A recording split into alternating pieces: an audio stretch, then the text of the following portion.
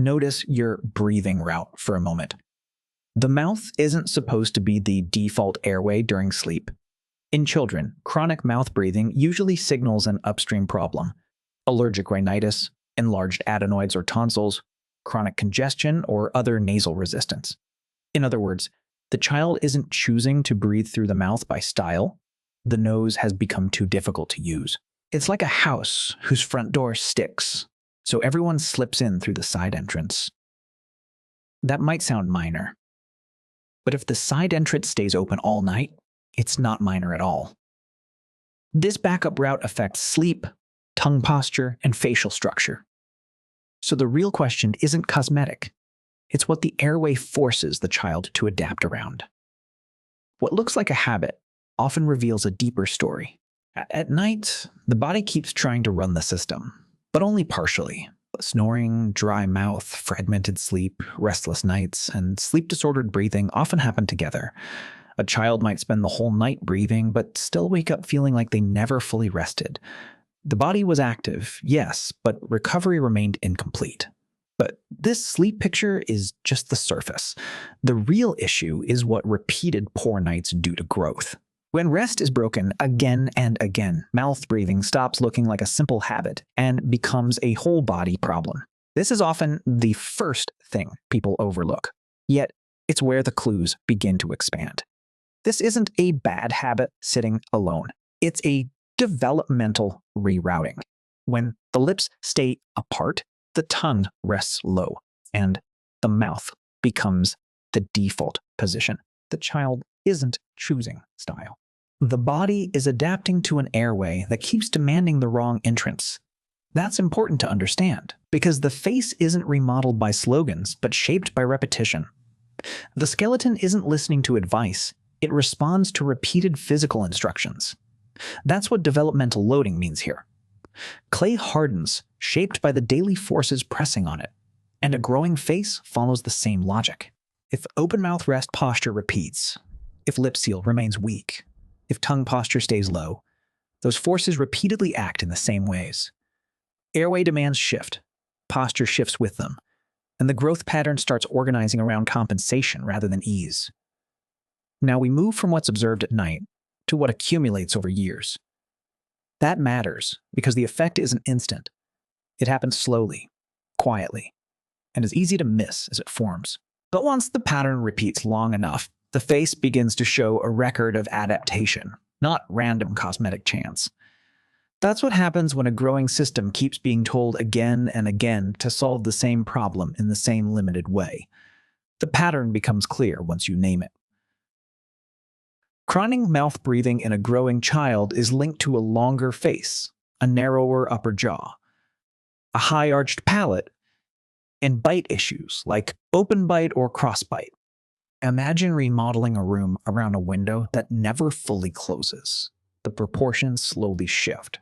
The structure stays standing, but the load isn't shared as it should be. This is the key point.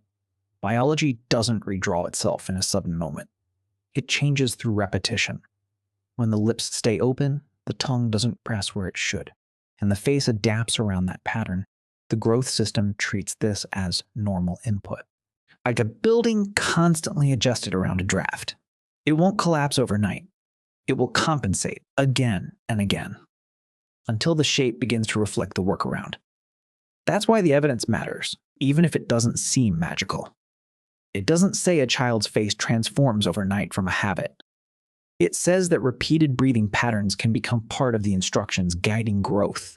So, yes, the popular claim is exaggerated, but it's not baseless. It points to a real developmental drift, one that leaves visible marks. The strongest evidence comes from studies on growing animals with nasal obstruction, especially primates. The point isn't subtle. When the breathing route changes during development, facial growth patterns can change too. Think of it as redesigning a city's roads while it's still under construction. The roads aren't adjusting to a finished map, they're becoming the map. This isn't about one rough night of congestion, nor is it a cosmetic trick. It's repeated rerouting while the face is still forming. So, no, this isn't a magic jawline hack. The claim is neither mystical nor trivial. It is developmental. The animal studies matter because they show a plausible mechanism, not a one-time event.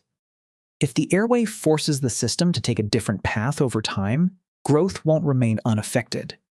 That's why internet debates about this feel crude but aren't without basis.